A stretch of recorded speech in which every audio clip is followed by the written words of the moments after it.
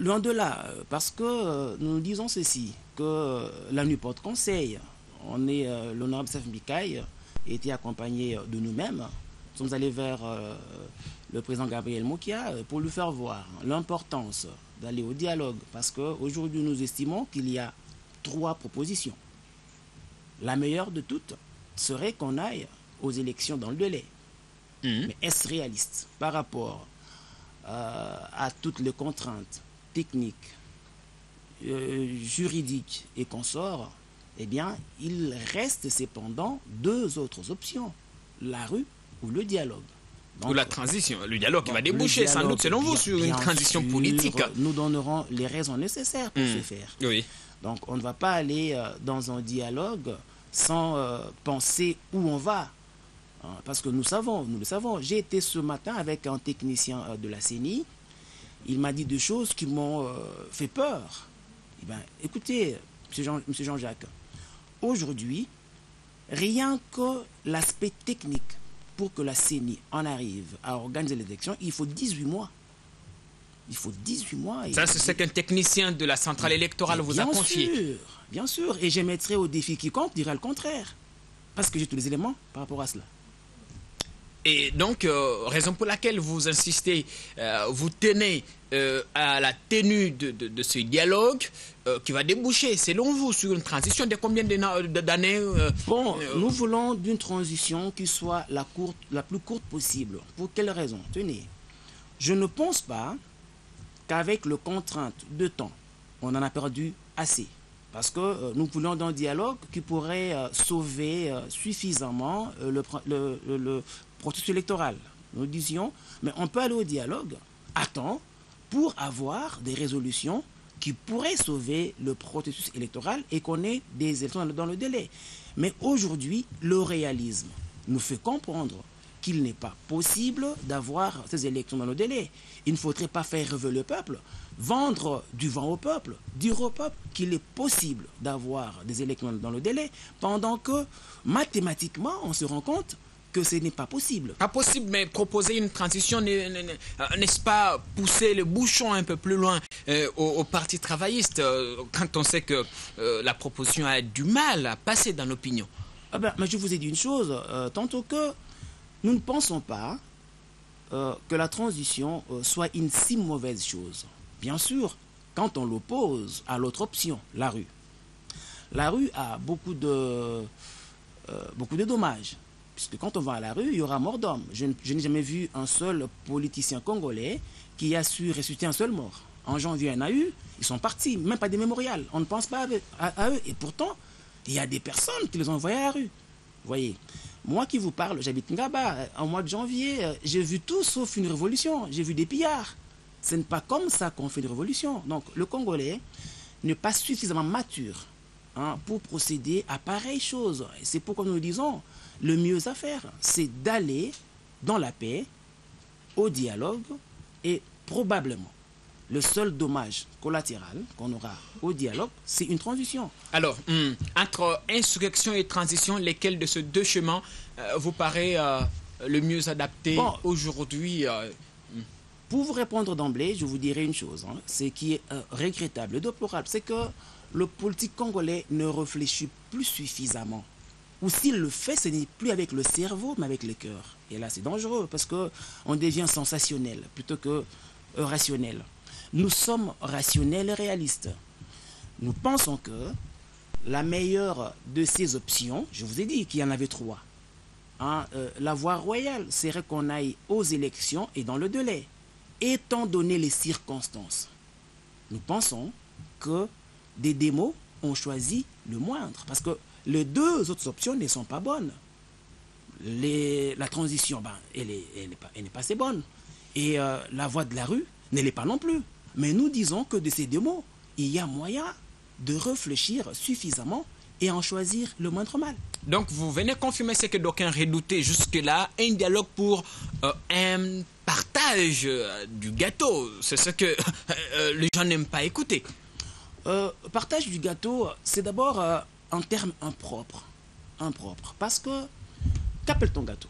le Congo est tout sauf un gâteau. La République n'est pas un gâteau titré un collègue d'ici au bout de l'avenir. Est un gâteau, c'est peut-être un gâteau pour l'Occident, mais pas pour le Congolais. Donc nous disons que nous sommes face à un tournant décisif de la nation congolaise. On ne doit pas aller à la dérive, M. Jean-Jacques. Jean-Pierre. Monsieur Jean-Pierre, Merci. excusez-moi. Donc on ne peut pas laisser la nation à la dérive. Il faudrait à un moment donné que dans une nation, il y ait des gens qui poussent un peu plus haut leur raisonnement, hein, comme l'honorable Stephen Bikaï le fait. Mais il faut un sursaut d'audace, il faut un peu de courage, il faut être chevaleresque. Vous savez, je vous dis une chose aujourd'hui. Dans tous les états-majors des partis politiques en RDC, ils savent que la seule option aujourd'hui, pour qu'il n'y ait pas effusion de sang, mais enfin, c'est d'aller dialoguer. Mais tenez, parfois je me pose une question. Nous avons des reproches à faire au gouvernement. Personne ne peut en faire une éloge. Moi je dis, mais le gouvernement Tata 1 et 2, ont échoué. On ne peut pas continuer avec. On ne peut pas gérer un pays de la sorte. Que non. Ce gouvernement a montré ses limites, ses insuffisances. On ne doit pas continuer avec. Et que faire cependant? Nous pensons qu'il faudrait une mouture qui soit à même d'amener le pays vers de bonnes élections. Parce qu'il ne faudrait pas aller aux élections pour des élections. On a vu en 2006. J'ai vu le porte-parole du MLC qui était là. Je me demande en 2006 où est-ce qu'il était. Vous estimez à votre niveau que sans dialogue, il n'y a pas élection crédible et apaisée? Que non. Étant donné les circonstances, moi je vois très mal que certaines personnes, notamment celui qui m'a précédé, le porte-parole du MLC, qui estime qu'on peut aller à des élections présidentielles avec une territoriale du PPRD. Mais ça c'est grave. C'est grave. Parce que cette même territoriale a un poids politique important quand on organise des élections présidentielles. On a vu en 2011 un hold-up électoral. Parce que, il y a eu 2 présidents. Tous 2 qui sont réclamés avoir été élus. Qu'est-ce qu'il y a eu après? Il y a eu 2 hommes qui ont prêté serment. L'un dans un camp militaire, moi ça m'a étonné, et un autre dans son salon. Et je me dis, mais si on va dans ces mêmes conditions, le déterminisme m'oblige à vous dire une chose. Dans les mêmes conditions, les mêmes causes produisent toujours les mêmes effets. Et je me dis, il est probable que nous ayons des effets pires en 2016 lorsque les élections ne sont pas bien préparées. Mais ce qui ne passe pas, c'est quand vous pensez que la transition prônée par votre formation politique doit être pilotée par un opposant. Qu'est-ce que vous entendez par là? La raison est bien simple.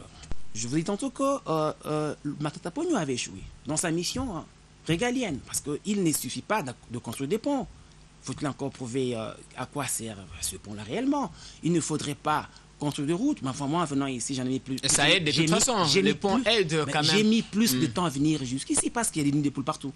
Et en cause d'embouteillage, suite évidemment au mauvais état de la route. Donc il ne suffit pas que cela, mais il faudrait encore penser à renouveler les institutions à travers la voie électorale. Mais ce gouvernement nous a démontré ses limites. On ne peut pas continuer avec, s'il vous plaît. Alors nous disons ceci, que la majorité n'a pas besoin de nous amener vers les élections. Mais l'opposition veut des élections. Et que faire? La moindre chose à faire, c'est de donner à ceux qui veulent des élections le temps de gérer le petit moment qu'on demande pour préparer de très bonnes élections. Pourquoi ne pas demander qu'on puisse poser les élections locales qui semblent être le plus complexe possible et garder les élections qui sont, contraignantes au regard de la Constitution, la présidentielle et les législatives nationales? Monsieur Jean-Pierre, il n'y a pas deux élections qui valent plus que les autres. Ça, je veux vous le dire. Il y en a qui sont contraignantes. La contrainte, oui. La valeur, non. Parce que toutes les élections sont utiles, sont importantes. Mais moi, je me demande une chose. Je ne pense pas que le MLC n'a pas pu aligner des candidats au provincial. Mais dès lors que la date fixée pour ce scrutin-là n'a pas été respectée, je n'ai pas vu la réaction réelle du MLC. Parce qu'aujourd'hui, il y a un problème. Tous les hommes politiques qui passent dans les médias ne font que poser les problèmes. Mais ce qui me surprend, ce qui m'étonne et me désole un peu, c'est qu'ils ne sont pas à mesure d'apporter des solutions. On pose le problème parce que mon prédécesseur a clairement posé le problème. Moi, je m'attendais à ce qu'il y ait une solution, mais il y en a pas. Mais des solutions qui soient acceptables, à la limite possible, émérites locaux. Ben moi, je pense la solution aujourd'hui, Oui. on en dégage deux parce qu'ils ne veulent pas vous le dire, hein, parce qu'ils le disent à demi-mot. Certains pensent qu'il faut aller à la rue. Nous disons, mais la rue, elle n'est pas mauvaise. Hein. Il y a des conséquences quand on va à la rue. Et ces conséquences, on ne saura peut-être pas le gérer. Ce n'est pas du tout une mauvaise voie, ceux qui prônent la rue. Peut-être qu'ils peuvent réussir, et bien je vais vous dire une chose, nous pourrons le rejoindre s'ils réussissent. Mais s'ils échouent et ils estiment que cette voie-là n'est pas bonne, mais ils peuvent nous rejoindre à tout moment. Puisque nous estimons qu'on doit aller au dialogue pour éviter que chaque fois on puisse parler des martyrs. Vous savez une chose, hein? Les anciens martyrs, on les honore très peu. Je me dis, les autres vont venir gonfler, qui vont gonfler la liste. On fera quoi d'eux? Alors, le dialogue, c'est une voie royale d'après le Parti travailliste et la dynamique de Vénus. Vous vous sentez réconforté aujourd'hui avec les consultations menées par les princes de l'Église, la Cinco, qui consultent la classe politique depuis hier. Ça réconforte un peu votre position. Bon, écoutez, réconforter, je dirais, c'est un peu trop fort. Parce que depuis toujours, nous avions estimé que nous étions sur une bonne voie. Que ceux qui pensent que parce que nous sommes des nationalistes, hein, nous estimons que nos problèmes peuvent être résolus au Congo. Vous ne me direz pas qu'au Congo, il n'y a pas de personnes à même de pouvoir résoudre nos problèmes. Sinon alors, pourquoi il y a des écoles? Pourquoi il y a la sagesse au Congo? Si on n'a pas, alors on n'a qu'à tuer ces pays. Mais je vous dirai une chose, il y a des hommes vaillants et sages qui sont là, intelligents, qui peuvent amener ce pays vers un bon port. Maintenez, lorsque la SANCO, aujourd'hui, appuie notre démarche, parce qu'il y a le pape François qui a donné une injonction quant à ça, parce que le Congolais a toujours le regard et une main tendue vers l'extérieur. Je me dis, mais ceux qui aiment l'étranger, mais non, qu'à s'en saisir. Puisque même l'étranger estime que pour le problème du Congo, la solution ne peut venir que d'un dialogue inclusif, comme nous le préconisons. Alors, au Parti travailliste, le dialogue, vous estimez qu'il doit se tenir quand exactement? Parce que il a été convoqué depuis le 28 novembre 2015. Le comité préparatoire traîne à se mettre en place. Les choses s'étirent un tout petit peu en longueur. Ne sommes-nous pas en train de perdre un peu du temps qui nous reste? Mais c'est une raison de plus pour appuyer ce qu'a dit l'honorable Sev Mikaï. Nous avions bien voulu que le dialogue se tienne beaucoup plus tôt, de manière à ce que nous soyons en mesure de sauver ce qui restait encore du processus électoral. Mais qu'aujourd'hui, avec toute cette lenteur, nous avons dévancé. Parce que vous savez, un aigle a une vertu. Hein? Il monte assez haut et il voit très loin. Il descend et vous dit, voilà ce que j'ai vu. Les autres ne peuvent pas voir comme l'aigle. Et la nation, à un moment donné, a besoin de repères. Qui peut conduire la nation? Qui peut en donner des limites? Et également des lignées. Moi, je me dis que l'honorable Sev Mikaï n'est qu'un précurseur. Hein? Il a été assez courageux pour dire tout haut ce que d'autres pensent tout bas. De répondre à ceux qui pensent qu'il fait désormais partie de la majorité présidentielle au regard de ces prises de position. Cela ne me surprend pas du tout, parce qu'à l'opposition, hein, vous savez, il y a des modérés que nous sommes, il y a également les autres qui sont dans les antipodes. Nous n'y sommes pas là-bas, parce que nous estimons qu'il n'y a pas de vérité absolue en politique. Mais ce qui est parfois curieux, c'est de voir que lorsqu'on réfléchit différemment de l'autre, eh bien parce qu'on est rationnel, on vous taxe de ne pas appartenir à l'opposition. Ça, c'est grave.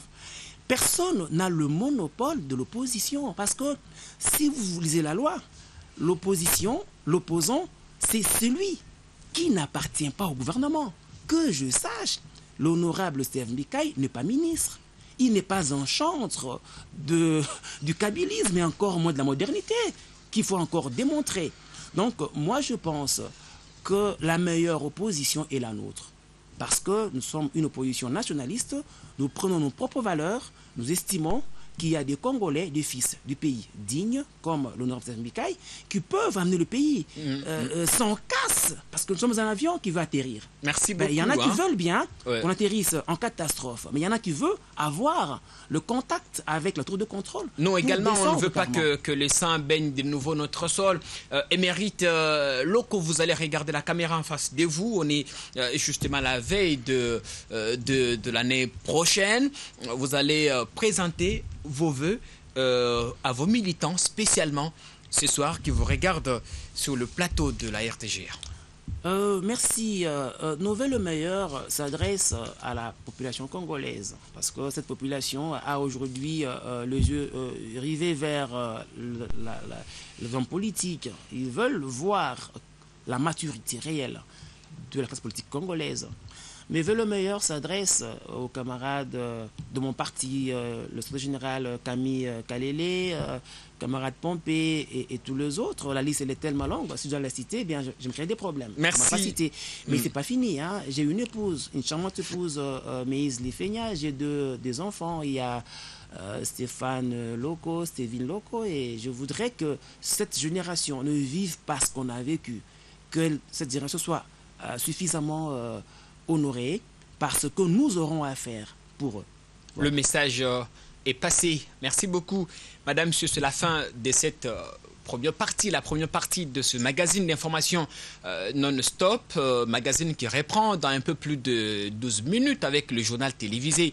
La grande édition du soir, c'était un plaisir, un réel plaisir de vous présenter cette émission, l'avant-dernière. Donc, du moins pour cette année 2015, on se retrouve l'année prochaine avec beaucoup d'énergie, beaucoup de plaisir, beaucoup d'innovation également. Comme vous le savez, le vent de la révolution, de la modernité frappe toujours sur les groupes de presse. L'avenir, nous fait le meilleur à vous tous que nous avez regardé ce soir.